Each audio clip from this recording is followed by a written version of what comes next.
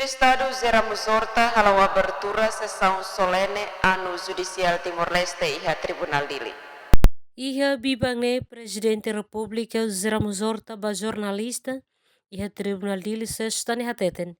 Presidente Tribunal Recurso Afonso Carmona halo iniciativa Sesaun Solene anu Judicial Timor Leste primeira vez no Presidente hatoret lemenong rumah kona ba setor justiça. Tribunal Recurso, juiz Carmona a iniciativa de primeira vez e a Tribunal a Abertura Sesaun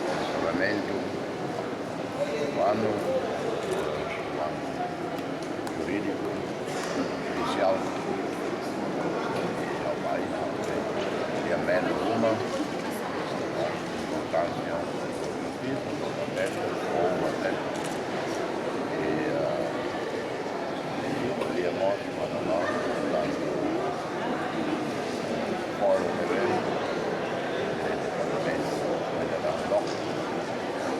Presidente deng e cerimônia solene colhemos conba fórum debe Presidente Parlamento Nacional Federal Cloque onde consulta Rona Malo o se parte deputado o governo jurista no político sira onde harehamuto conba halo revisão Constituição. No nemos Presidente Tribunal Recurso Afonso Carmona liu se discurso hatutan. Lorong importante ba atividade ano judicial também abertura do Presidente da República Ramos Horta.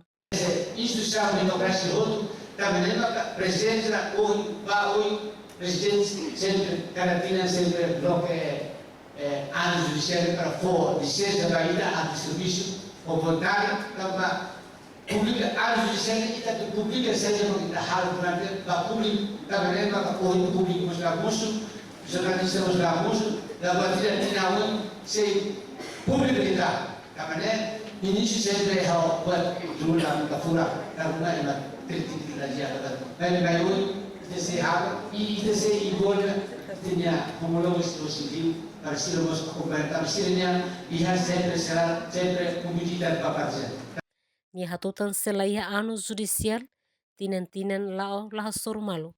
Também realiza primeira vez no participa o Presidente da República anessa líder máximo vai participa de loca abertura ano judicial ato pública atividade saída makhalo durante ne baia público emerenciano Pinto Estel News.